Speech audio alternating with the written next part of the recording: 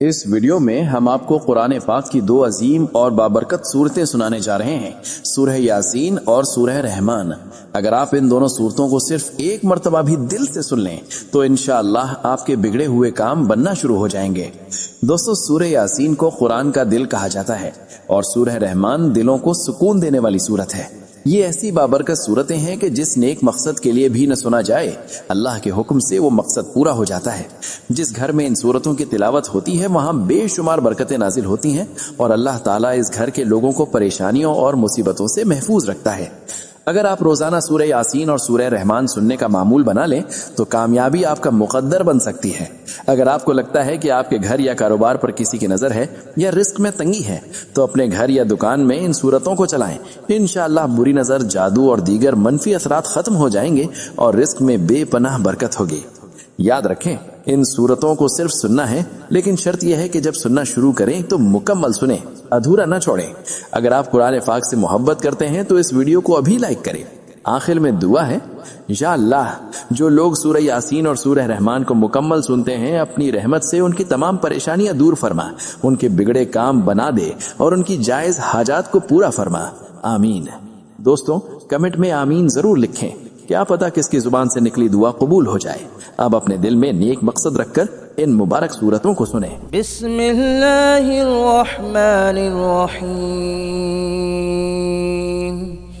यासीन वल कुरआनिल हकीम, इन्नका लमिनल मुरसलीन अला सिरातिन मुस्तकीम, तंज़ीलल अज़ीज़िर रहीम, लितुंज़िर क़ौमन मा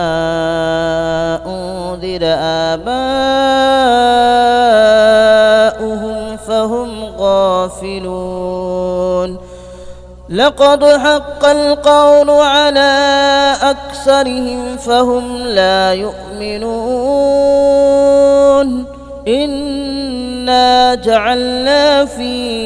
अअनाक़िहिम अग़लालन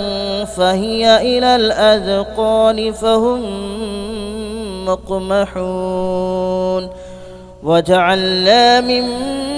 बैन अयदीहिम सद्दन व मिन खल्फ़िहिम सद्दन फ़अग़शयनाहुम फ़हुम ला युबसिरून। वसवाउन अलैहिम अअंज़रतहुम अम लम तुंज़िरहुम ला युमिनून। इन्नमा तुंज़िरु मन इत्तबअ अज़्ज़िक्र व खशियर रहमान बिलग़ैब, फबश्शिरहु बिमग़फ़िरतिन व अज्रिन करीम।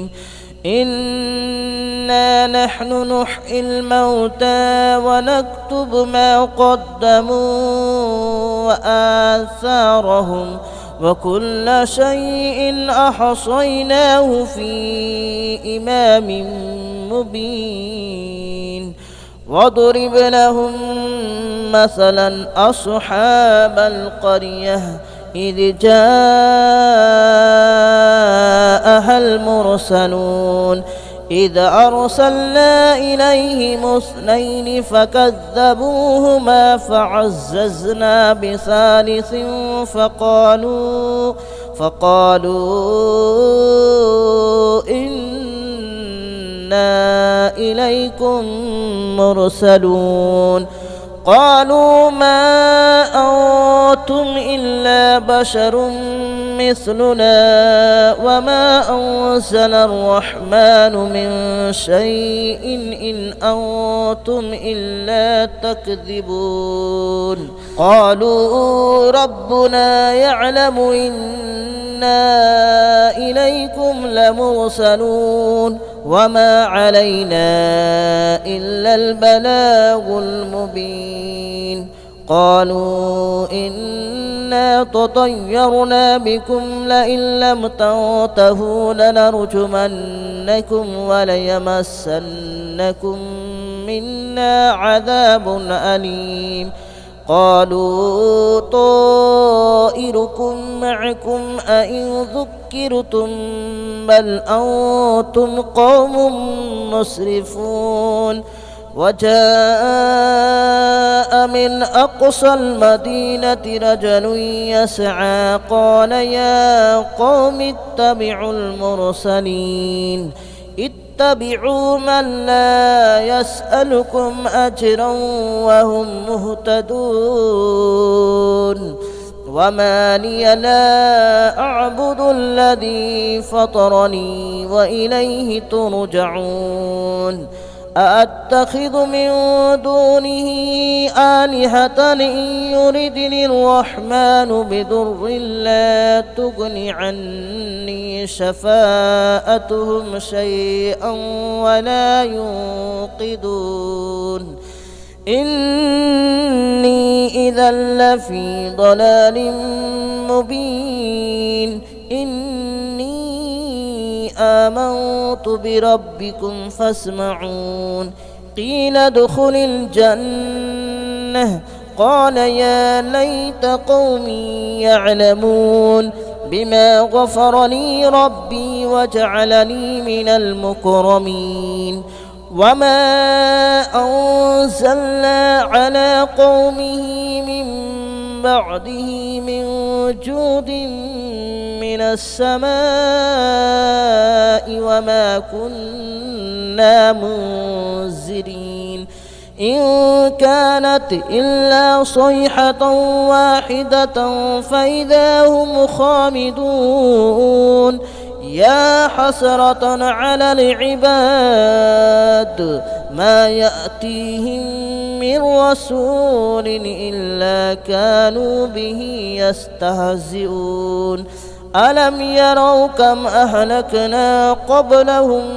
من القرون أنهم إليهم لا يرجعون وإن كل لما جميع لدينا محضرون وآية لهم الأرض الميتة أحييناها وأخرجنا منها حبا فمنه يأكلون وجعلنا فيها جنات من نخيل وأعناب وفجرنا فيها من العيون ليأكلوا من ثمره وما عملته أيديهم أفلا يشكرون سبحان الذي خلق الأزواج كلها مما تنبت الأرض ومن أنفسهم ومما لا يعلمون وآية لهم الليل نسلخ منه النهار فإذا هم مظلمون والشمس تجري لمستقر لها ذلك تقدير العزيز العليم والقمر قدرناه منازل حتى عاد كالعرجون القديم لا الشمس ينبغي لها أن تدرك القمر ولا الليل سابق النهار وكل في فلك يسبحون وآية لهم ألا حملنا ذريتهم في الفلك المشحون وخلقنا لهم من مثله ما يركبون وإن نشأ نغرقهم فلا صريخ لهم ولا هم ينقذون إلا رحمة منا ومتاعا إلى حين وإذا قيل لهم اتقوا ما بين أيديكم وما خلفكم لعلكم ترحمون وما تأتيهم من آية من آيات ربهم إلا كانوا عنها معرضين وإذا قيل لهم أنفقوا مما رزقكم الله قال الذين كفروا للذين آمنوا أنطعم من لو يشاء الله أطعمه إن أنتم إلا في ضلال مبين ويقولون متى هذا الوعد إن كنتم صادقين ما ينظرون إلا صيحة واحدة تأخذهم وهم يخصمون فلا يستطيعون توصية ولا إلى أهلهم يرجعون ونفخ في الصور فإذا هم من الأجداث إلى ربهم ينسلون قالوا يا ويلنا من بعثنا من مرقدنا هذا ما وعد الرحمن وصدق المرسلون إن كانت إلا صيحة واحدة فإذا هم جميع لدينا محضرون فاليوم لا تظلم نفس شيئا ولا تجزون إلا ما كنتم تعملون إن أصحاب الجنة اليوم في شغل فاكهون هم وأزواجهم في ظلال على الأرائك متكئون لهم فيها فاكهة ولهم ما يدعون سلام قولا من رب رحيم وامتازوا اليوم أيها المجرمون ألم أعهد إليكم يا بني آدم ألا تعبدوا الشيطان ألم أعهد إليكم يا بني آدم ألا تعبدوا الشيطان إنه لكم عدو مبين وأن اعبدوني هذا صراط مستقيم ولقد أضل منكم جبلا كثيرا أفلم تكونوا تعقلون هذه جهنم التي كنتم توعدون اصلوها اليوم بما كنتم تكفرون اليوم نختم على أفواههم وتكلمنا أيديهم وتشهد أرجلهم بما كانوا يكسبون ولو نشاء لتمسنا على أعينهم فاستبقوا الصراط فأنى يبصرون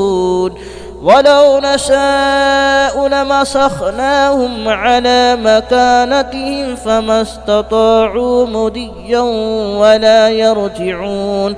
ومن نعمره ننكسه في الخلق أفلا يعقلون وما علمناه الشعر وما ينبغي له إن هو إلا ذكر وقرآن مبين لينذر من كان حيا ويحق القول على الكافرين أولم يروا أنا خلقنا لهم مما عملت أيدينا أنعاما فهم لها مالكون وذللناها لهم فمنها ركوبهم ومنها يأكلون ولهم فيها منافع ومشارب أفلا يشكرون واتخذوا من دون الله آلهة لعلهم ينصرون لا يستطيعون نصرهم وهم لهم جند محضرون فلا يحزنك قولهم إن إنا نعلم ما يسرون وما يعلنون أولم ير الإنسان أنا خلقناه من نطفة فإذا هو خصيم مبين وضرب لنا مثلا ونسي خلقه قال من يحيي العظام وهي رميم قل يحييها الذي أنشأها أول مرة وهو بكل خلق عليم الذي جعل لكم من الشجر الأخضر نارا فإذا أنتم منه توقدون أوليس الذي خلق السماوات والأرض بقادر على أن يخلق مثلهم بلى وهو الخلاق العليم إنما أمره إذا أراد شيئا أن يقول له كن فيكون فسبحان الذي بيده ملكوت كل شيء وإليه ترجعون بسم الله الرحمن الرحيم الرحمن علم القرآن خلق الإنسان علمه البيان الشمس والقمر بحسبان والنجم والشجر يسجدان والسماء رفعها ووضع الميزان ألا تطغوا في الميزان وأقيموا الوزن بالقسط ولا تخسروا الميزان والأرض وضعها للأنام فيها فاكهة والنخل ذات الأكمام والحب ذو العصف والريحان فبأي آلاء ربكما تكذبان خلق الإنسان من صلصال كالفخار وخلق الجان من مارج من نار فبأي آلاء ربكما تكذبان رب المشرقين ورب المغربين فبأي آلاء ربكما تكذبان مرج البحرين يلتقيان بينهما برزخ لا يبغيان فبأي آلاء ربكما تكذبان يخرج منهما اللؤلؤ والمرجان فبأي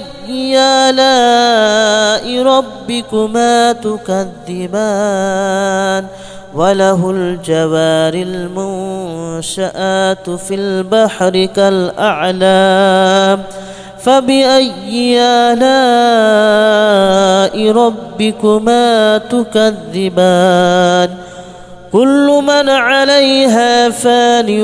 ويبقى وجه ربك ذو الجلال والإكرام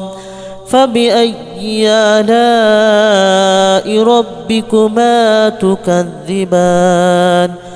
يسأله من في السماوات والأرض كل يوم هو في شأن فبأي آلاء ربكما تكذبان سنفرغ لكم أيها الثقلان فبأي آلاء ربكما تكذبان يا معشر الجن والإنس إن استطعتم أن تنفذوا من أقطار السماوات والأرض فانفذوا لا تنفذون إلا بسلطان فبأي آلاء ربكما تكذبان يرسل عليكما شواظ من نار ونحاس فلا تنتصران فبأي آلاء ربكما تكذبان فإذا انشقت السماء فكانت وردة كالدهان فبأي آلاء ربكما تكذبان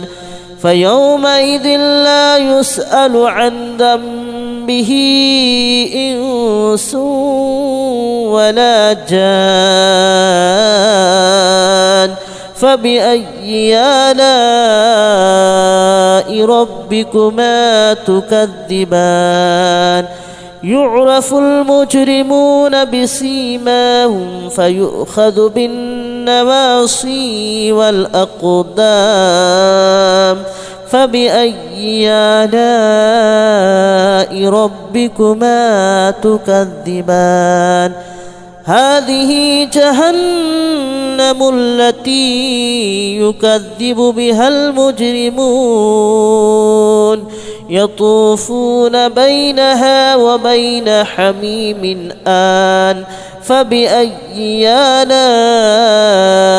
ربكما تكذبان ولمن خاف مقام ربه جنتان فبأي آلاء ربكما تكذبان ذواتا أفنان فبأي آلاء ربكما تكذبان فيهما عينان تجريان فبأي آلاء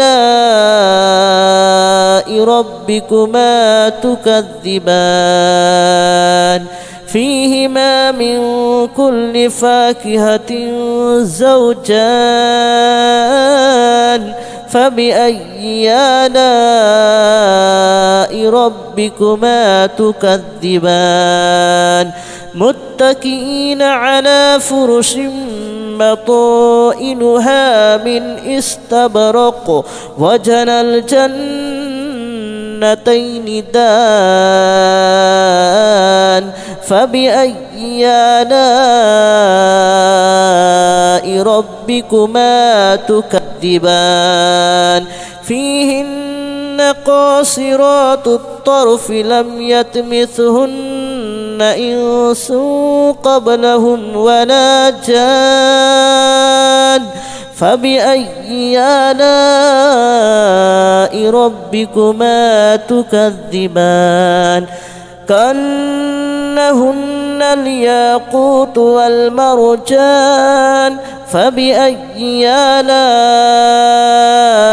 ربكما تكذبان هل جزاء الإحسان إلا الإحسان فبأي آلاء ربكما تكذبان ومن دونهما جنتان فبأي آلاء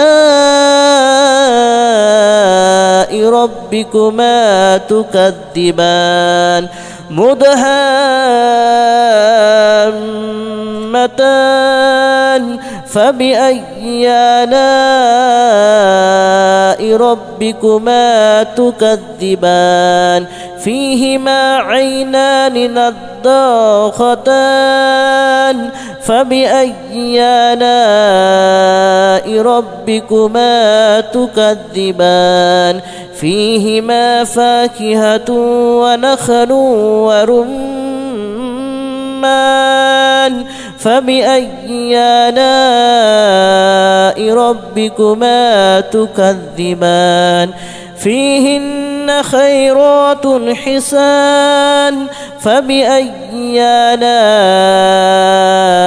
ربكما تكذبان حور مقصورات في الخيام فبأي آلاء ربكما تكذبان لم يطمثهن إنس قبلهم ولا جان فبأي آلاء ربكما تكذبان متكئين على رفرف خضر وأبقري حسان فبأي آلاء ربكما تكذبان تبارك اسم ربك ذي الجلال والإكرام بسم الله الرحمن الرحيم إذا وقعت الواقعة ليس لوقعتها كاذبة خافضة رافعة إذا رجت الأرض رجا وبست الجبال بسا فكانت هباء منبثا وكنتم أزواجا ثلاثة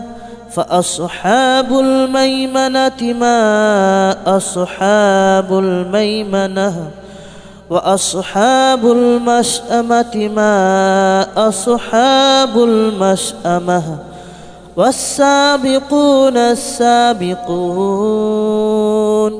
أولئك المقربون في جنات النعيم ثلة من الأولين وقليل من الآخرين على سرر موضونة متكئين عليها متقابلين يطوف عليهم ولدان مخلدون بأكواب وأباريق وكأس من معين لا يصدعون عنها ولا ينزفون وفاكهة مما يتخيرون ولحم طير مما يشتهون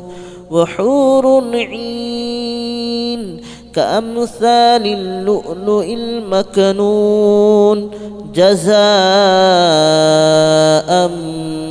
بما كانوا يعملون لا يسمعون فيها لغوا ولا تأثيما إلا قليلا سلاما سلاما وأصحاب اليمين ما أصحاب اليمين في سدر مخدود وطلح منضود وظل ممدود وماء مسكوب وفاكهة كثيرة لا مقطوعة ولا ممنوعة وفرش مرفوعة إنا أنشأناهن إن شاء فجعلناهن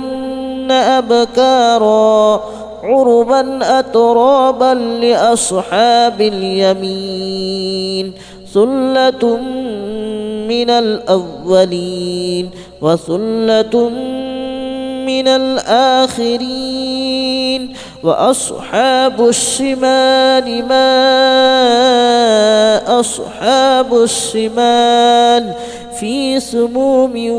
وحميم وظل من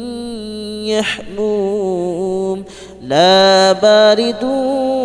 ولا كريم إنهم كانوا قبل ذلك مترفين وكانوا يصرون على الحنث العظيم وكانوا يقولون أئذا متنا وكنا ترابا وعظاما أئنا لمبعوثون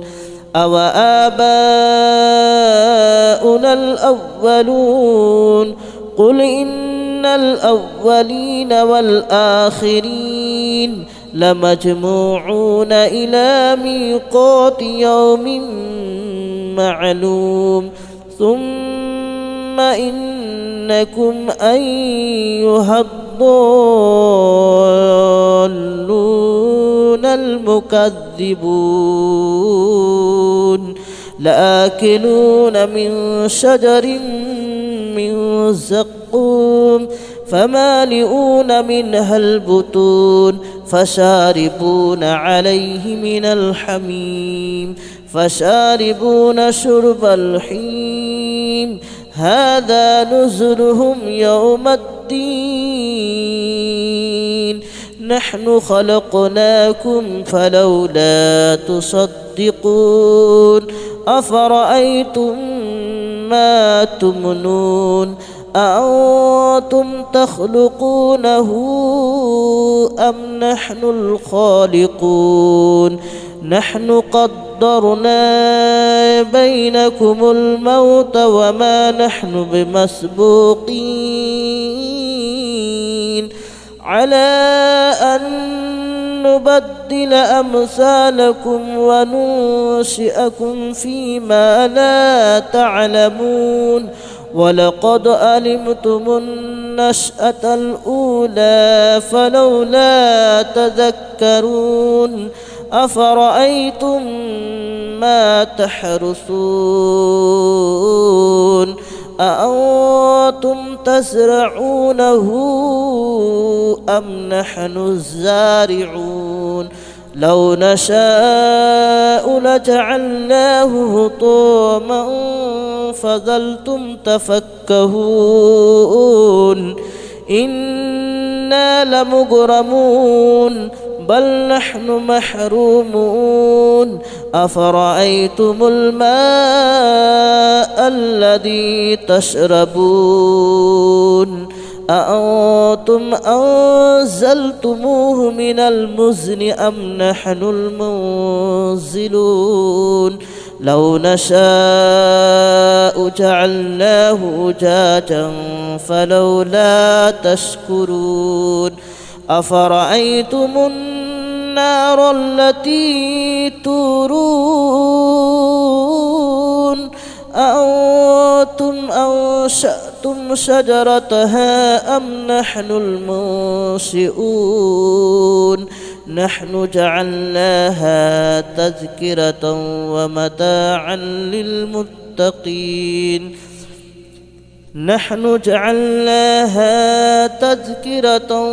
ومتاعا للمقوين فسبح باسم ربك العظيم فلا أقسم بمواقع النجوم وإنه لقسم لو تعلمون عظيم إنه لقرآن كريم في كتاب مكنون لا يمسه إلا المطهرون تنزيل من رب العالمين أفبهذا الحديث أنتم مدهنون وتجعلون رزقكم أنكم تكذبون فلولا إذا بلغت الحلقوم وأنتم حينئذ تنظرون ونحن أقرب إليه منكم ولكن لا تبصرون فلولا إن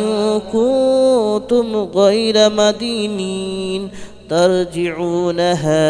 إن كنتم صادقين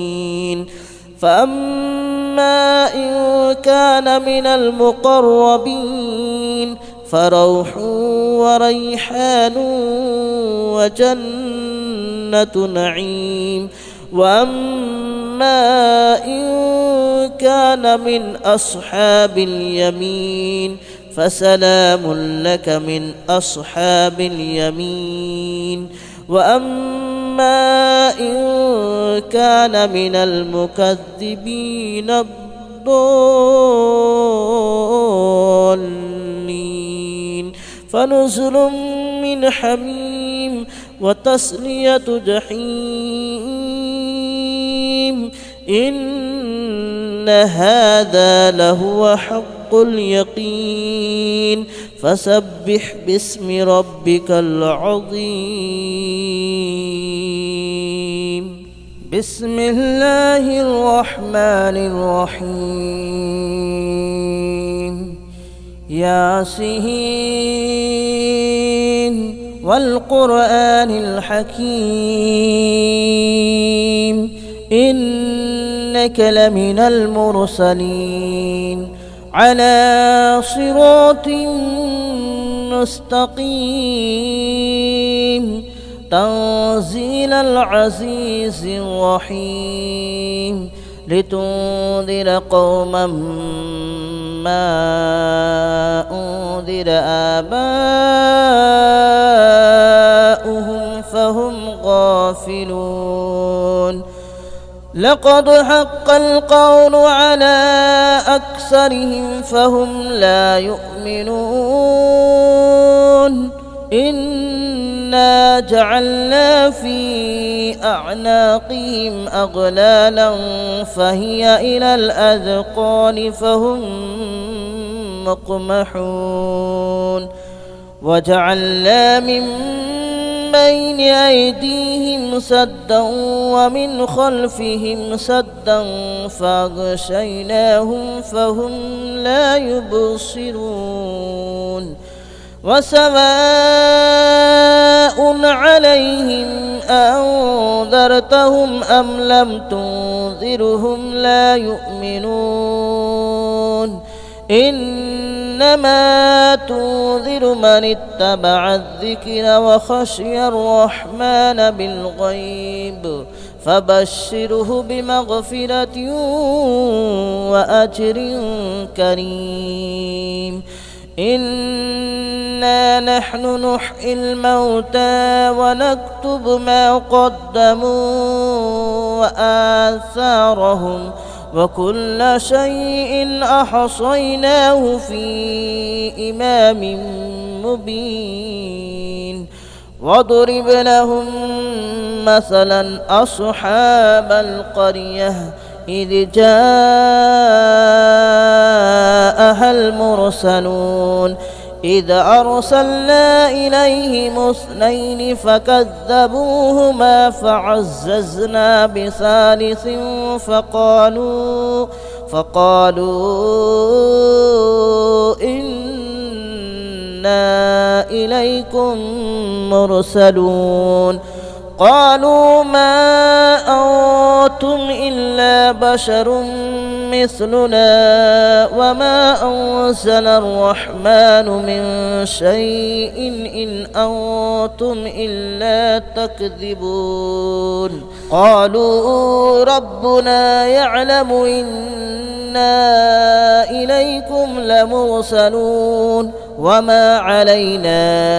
إلا البلاغ المبين قالوا إنا تطيرنا بكم لئن لم تنتهوا لنرجمنكم وليمسنكم منا عذاب أليم قالوا طائركم معكم أئن ذكرتم بل أنتم قوم مسرفون وجاء من أقصى المدينة رجل يسعى قال يا قوم اتبعوا المرسلين اتبعوا من لا يسألكم أجرا وهم مهتدون وما لي لا أعبد الذي فطرني وإليه ترجعون أأتخذ من دونه آلهة إن يردني الرحمن بضر لا تغن عني شفاءتهم شيئا ولا ينقذون إني إذا لفي ضلال مبين إني آمنت بربكم فاسمعون قيل ادخل الجنة قال يا ليت قومي يعلمون بما غفر لي ربي وجعلني من المكرمين وما أنزلنا على قومه من بعده من جود من السماء وما كنا منزلين إن كانت إلا صيحة واحدة فإذا هم خامدون يا حسرة على العباد ما يأتيهم من رسول إلا كانوا به يستهزئون ألم يروا كم أهلكنا قبلهم من القرون أنهم إليهم لا يرجعون وإن كل لما جميع لدينا محضرون وآية لهم الأرض الميتة أحييناها وأخرجنا منها حبا فمنه يأكلون وجعلنا فيها جنات من نخيل وأعناب وفجرنا فيها من العيون ليأكلوا من ثمره وما عملته أيديهم أفلا يشكرون سبحان الذي خلق الأزواج كلها مما تنبت الأرض ومن أنفسهم ومما لا يعلمون وآية لهم الليل نسلخ منه النهار فإذا هم مظلمون والشمس تجري لمستقر لها ذلك تقدير العزيز العليم والقمر قدرناه منازل حتى عاد كالعرجون القديم لا الشمس ينبغي لها أن تدرك القمر ولا الليل سابق النهار وكل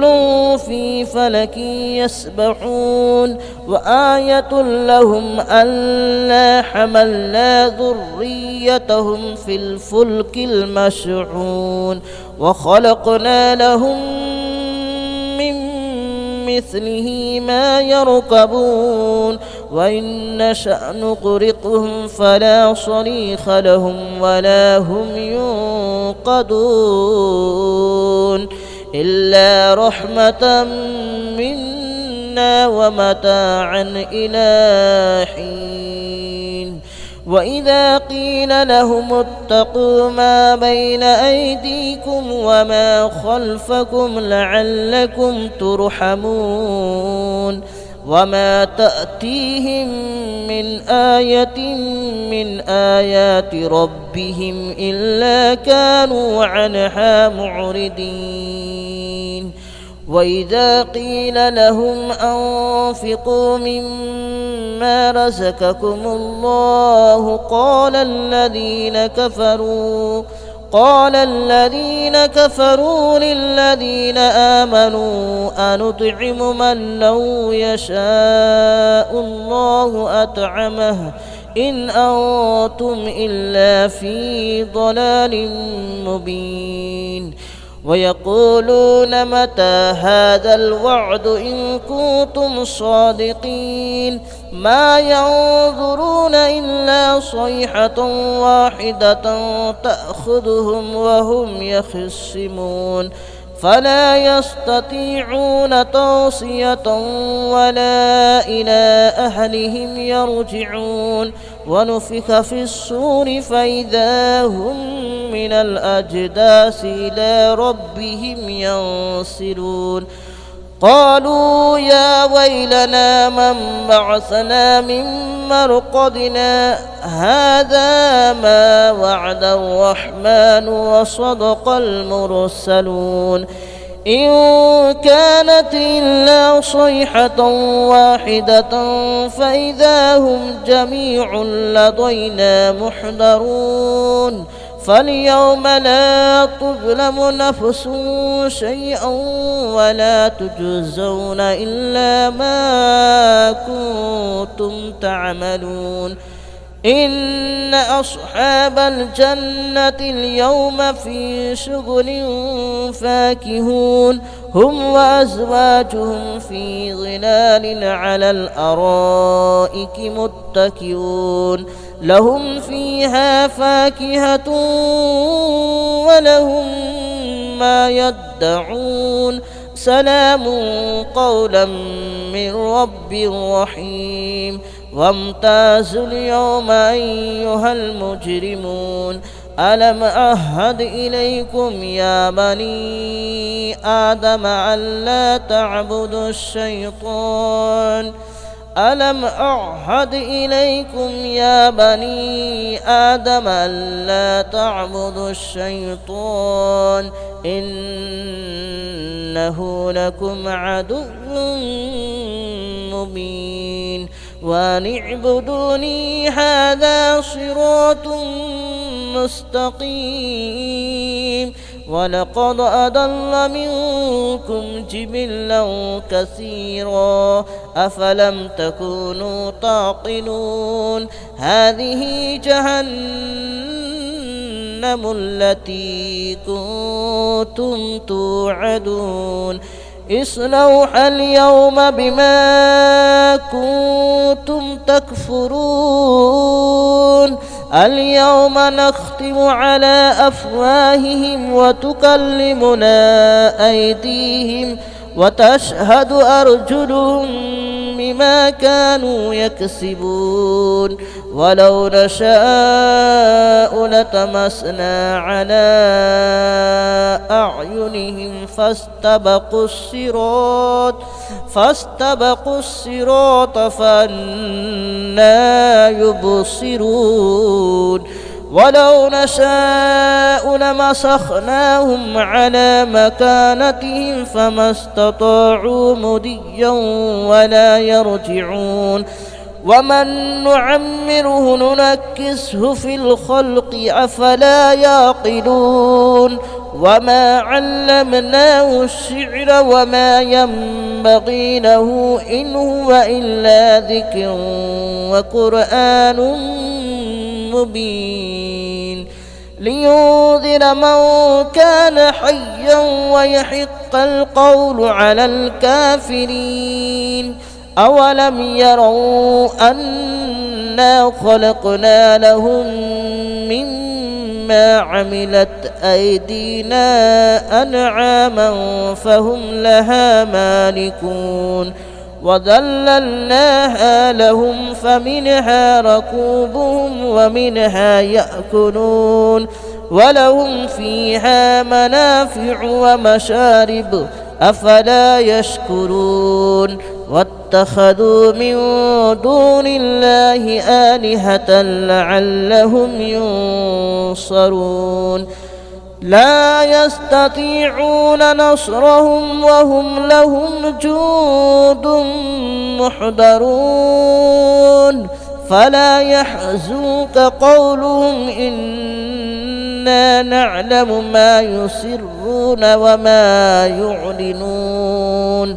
أولم ير الإنسان أنا خلقناه من نطفة فإذا هو خصيم مبين وضرب لنا مثلا ونسي خلقه قال من يحيي العظام وهي رميم قل يحييها الذي أنشأها أول مرة وهو بكل خلق عليم الذي جعل لكم من الشجر الأخضر نارا فإذا أنتم منه توقدون أوليس الذي خلق السماوات والأرض بقادر على أن يخلق مثلهم بلى وهو الخلاق العليم إنما أمره إذا أراد شيئا أن يقول له كن فيكون فسبحان الذي بيده ملكوت كل شيء وإليه ترجعون بسم الله الرحمن الرحيم